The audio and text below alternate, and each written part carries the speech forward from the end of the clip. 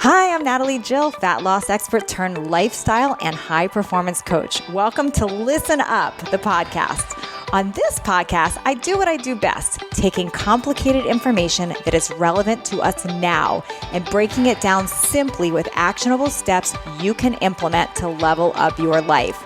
I also regularly interview some of the most inspiring and courageous men and women on the planet who, at their worst, learned how to achieve success greater than anything they ever dreamed possible, creating everything from nothing. If you are new here, I encourage you to go back and listen from episode 1, when this podcast was previously called Leveling Up, for the full transformative experience. Today on Listen Up, meet my friend Keenya Kelly. Now, Keenya was an accomplished business executive, teacher, inspirational speaker, all the things before what we're about to share today. But during the pandemic, Keenya decided to learn about TikTok. You know, that small platform that seems to be everywhere now. She figured out a way to market her business on it, and in just 11 short months, Keenya has grown her account to over 400,000 followers and has helped clients reach over 500,000 in 6 short months.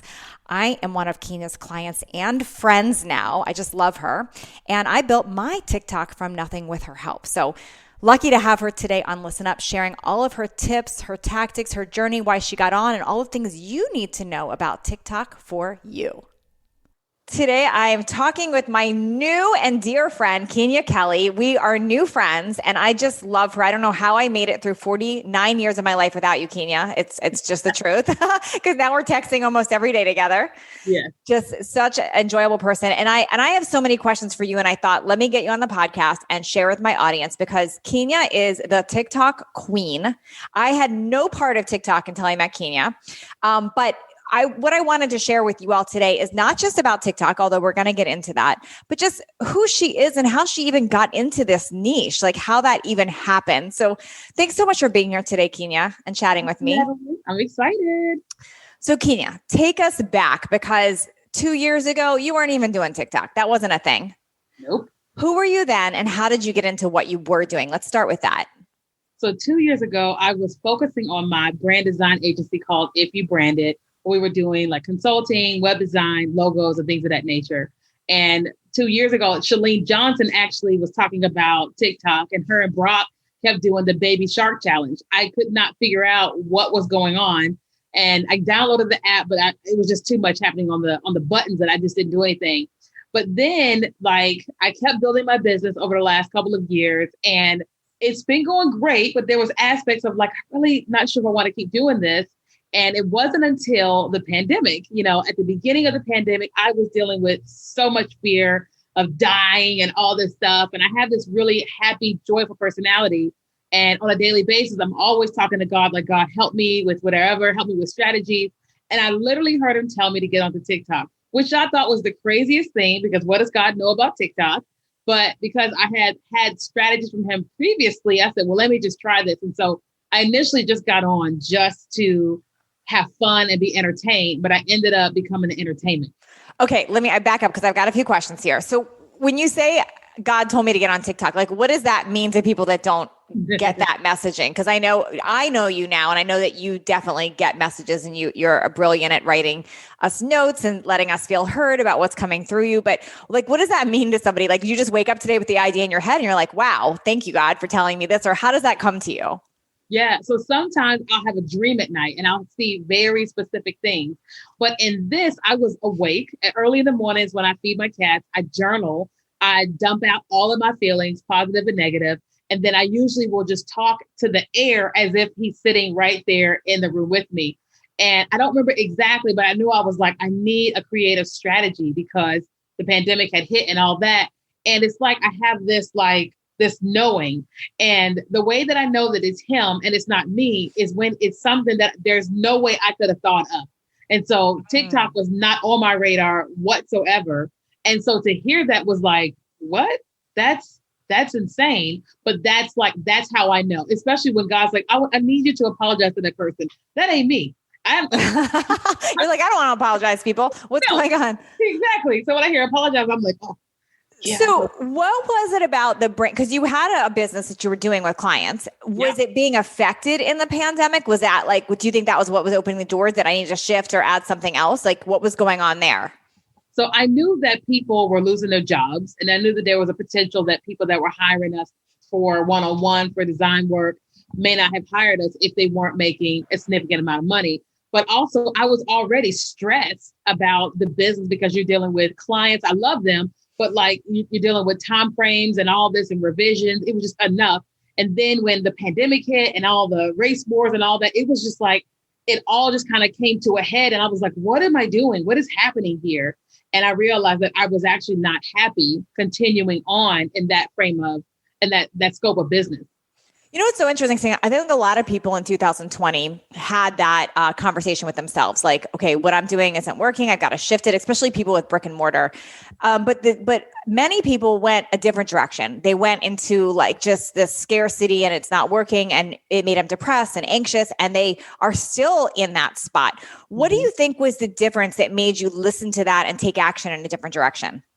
I think initially is because I've read a lot of books. Like starting at like 21 years old, I read all these business books. And so when I think about quitting, there's always this knowing that, well, look at Michael Jordan, look at Steph Curry, and look at all these people, Oprah, that made it through tough times. And so I had that, the books that's on the inside of me, but I also have people that I look at today and I'm like, these people are only successful because they kept going. And so there's just something in me that says, I said I wanted to do this. I'm going to have to do this. Even if I'm doing the military chest crawl 1 second at a time, I've got to just keep going. And that's kind of what I do. I'm not always going 100 miles an hour. Sometimes I'm barely walking. So good. So good. So TikTok, when you're hearing this message, you're like, I'm going to try this. I'm going to do it. I've heard of it. What was your first reaction? Because I'll tell you, I had downloaded it like a year ago and I put a couple things on there. I had no idea what I was doing.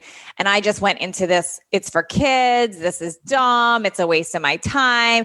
And I thought, okay, delete the app. You're not supposed to be on here. Like, well, what was all that? And do you have any insight around those things? And is it really just for young people? I felt all of those things, all the things. I was like, well, are they really spying on us? And I was like, well, doesn't Amazon and Facebook and all of them already spying on us? I was like, okay, check. Yeah. Aren't they all spying on us? I thought you go to Amazon for a vacuum and then it shows up on Facebook. So, it's all the same thing or whatever. But I dealt with that about like President Trump was going to ban TikTok and all those things. I did see a lot of teenagers on there dancing, doing all the things. And so initially I was like, well, I'm just going to come here and be entertained because I don't want to be filled with fear because of COVID-19. And so that was my thing. And when they talked about banning the app, I was like, okay, if it gets banned, then it just gets banned. It business-wise, it didn't make sense until I saw marketers doing stuff on the app, but I was just trying to have fun. Yeah.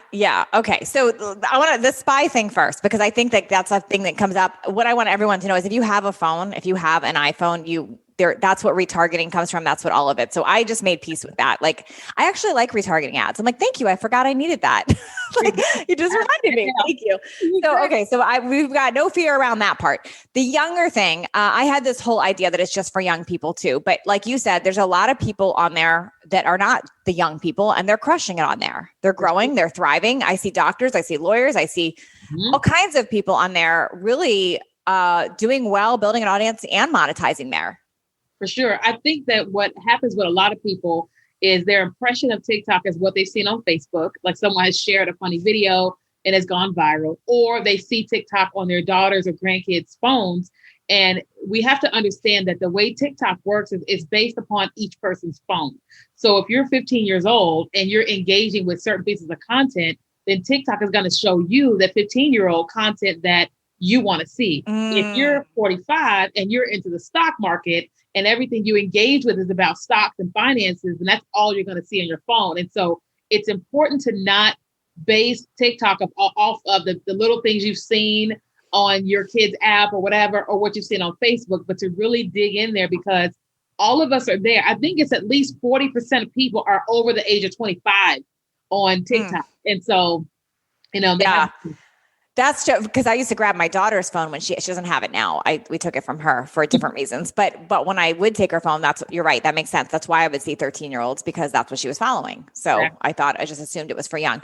So when you jumped on there and you did start figuring it out, what do you think you realized about it quickly? Like, what made it thrive and what made you become like an advocate for telling others they need to be on it? I think that when I started having success, when I started watching people engaging with my business content, people were asking business questions, when I got the live feature and could start teaching live stream, and I watched my email list started to grow. I watched people book one-on-one calls with me, and influencers were like, help me with my rates, I'll pay you. I was like, wait a minute, this is a whole another world. And when my business content started to go viral, I was like, wait a minute, this is going viral because people want to know this stuff. If this was all about dancing with kids, then my videos would have low views, but this content is picking up because something is happening here. And I just said to myself, oh, I'm going all in and I'm doubling down. You know what I noticed about TikTok, and tell me if this is truth or just what I think I'm noticing. Because I've been on Instagram, Facebook, Pinterest, all those things for numbers of years. And I watch with like Instagram and Facebook, reach declines. So reach declines over time. And it's very hard for people to break into it. So meaning like you're new, you have a new business idea and you want to start your Instagram. It seems to feel harder, like to break in and get your stuff noticed. What I see on TikTok is it's like everyone has a fair chance. Like it's an abundance mindset there, almost like everybody could go viral. Everybody could get a lot of views. I don't know how they do that with their algorithms, but it seems like people that had nothing before just can explode on there pretty quickly with great content. Yeah, absolutely. And even if your content isn't like the greatest, but it makes people watch it to the end, and it causes them to want to share it. Like it literally levels the social media playing field. Like I absolutely love, you'll watch someone who is polished and they've got it all together do well. And then you'll watch someone who has no idea what they're doing do well. Like there's a guy called Old Man Steve. Old Man Steve is 82 years old. And he barely moves in his videos. And he has 1.4 million followers. Wow. Because people like his content and people like my content and your content. So like it literally is a level playing field for sure. So at the time of this recording, I want everyone to know when I met Keenya, I had 320, 340? 342. I had 342 followers on my sad TikTok, and I had a couple videos there. One I just happened to get lucky with because I had Brooks in it. It was funny. And I was like, my TikTok's hurting. And she said, we can turn it around. I listened to everything she had to say. I followed her method. And at the time of this recording, I'm at 24,000 followers. And it's been, how many weeks have I been doing this, Keenya? 3 weeks. 3 weeks. And this is not for me saying on Instagram, go follow my TikTok. It doesn't work like that. This was literally me. In fact, it's the opposite. I'm creating on TikTok and putting the stuff on Instagram after. Yeah. So I had to like see this first, and I'm like, okay, this is crazy that I just did that this quick. Like no one on TikTok knew who I was, and I just started putting it there, and it took off like quickly. Mm-hmm. So what do you want to tell the person that's listening that's like, I don't know, social media is hard. What do you want to say to them? But they have a business and they're trying to grow. Yeah. So the number one thing that we need as business owners is visibility. We need people to see us and know that we're out there. And you've got platforms like Facebook and Instagram and you can post on for sure. But TikTok is something that majority of the world still has not grasped, especially the business community. But you get an opportunity to put your message in front of millions of people in a way that you've never experienced before. So with TikTok, there are the two pages. One, the people that you follow. So if someone follows you, or if you're following them, then you see their content. But then there's the For You page. And the For You page means that TikTok is pushing out content to you based off of what they think you would like. So you can create a piece of content that talks about yoga or business coaching or hair products, and it's going to push out your video to people that will be interested. Facebook's not doing that unless you're running an ad. And right now you have this huge opportunity to be seen in a way through short form video that is nothing like we've ever experienced. Like I went from, I think it was 5,000 followers on Instagram to over 15,000. Wow. That started pushing people from TikTok to Instagram. That's incredible. That's incredible. What would you tell, I'm going to get a little sidetracked with questions, but I'm just thinking, what are my listeners going to want to know? So what do you want parents to know about their kids on TikTok? What do they need to know? Yeah. So I would say I would monitor my kids on TikTok because you've got interesting people, you've got awesome people, and you've got interesting people. I use that interesting word loosely, but you've got that on all social platforms. And so I would encourage you to, I don't know if they have child like things on there, but I would be monitoring my kids' phone. You know, I would be looking at inside their DMs. I would be looking at their videos, seeing what people are commenting on, because you've got questionable characters that will pose as a young person or whatever, and actually an older guy or whatever. So just like with any social media, I would 100% monitor every single day. So as a mom, and Keenya, you know this, and I actually did an episode on my podcast earlier this year about taking it from my daughter because she's 13 years old. And I used to look at it as, oh, she's just fun, creative, creating this creative videos. And then I started looking at what was happening there, and we deleted it from her phone because I did see how it could get sideways quick for kids if we're not monitoring it. And what I saw is she was one of the things on TikTok is people will copy trends. So she was making videos from older kids that were not mom approved. So I would see them and I thought, whoa, what's going on here? So I personally decided to take that from her.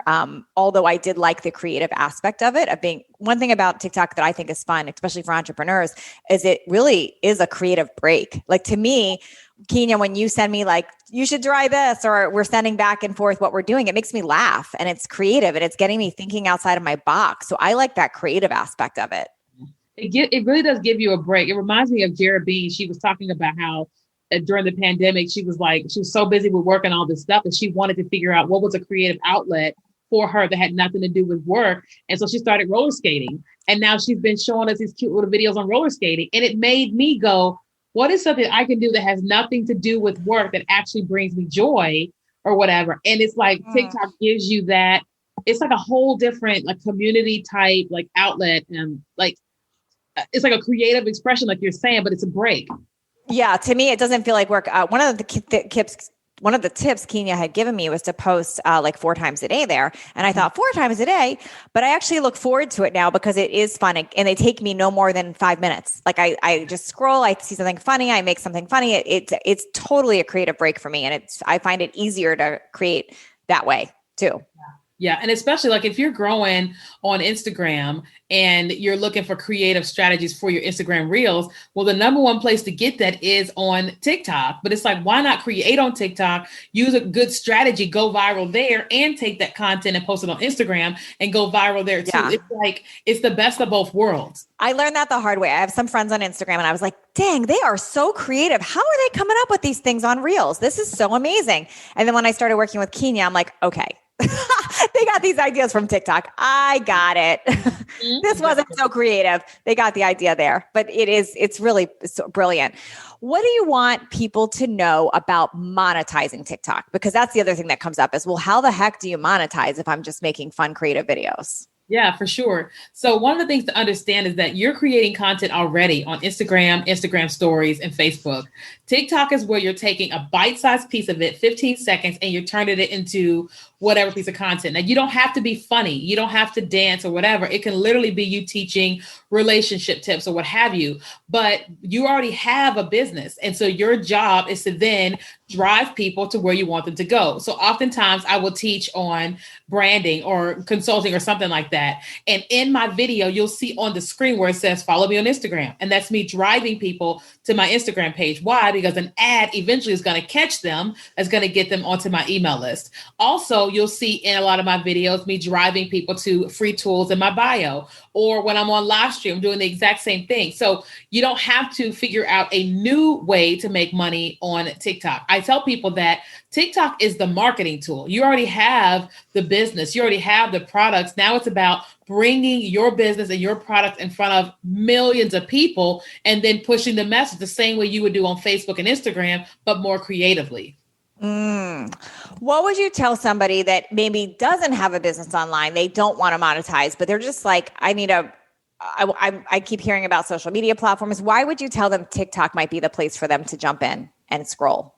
Because first of all, it's a lot of fun. You can spend a lot of time there really, really enjoying yourself. Like one day I spent 2 hours watching dog videos. I was dying during the pandemic, but I needed that comedic relief, and it's a platform where it's not a lot of fighting. Like there's some politics on TikTok, but not the way that it is on Facebook. Like that is just an animal right now. Yeah. And so it's a nice place to just relax, to learn, grow. And then when I think about what happened to me, like I was in so many boxes that I didn't even know I was in boxes until I got on TikTok and I started dancing or being funny or being more creative. And I started posting these videos out on the other socials.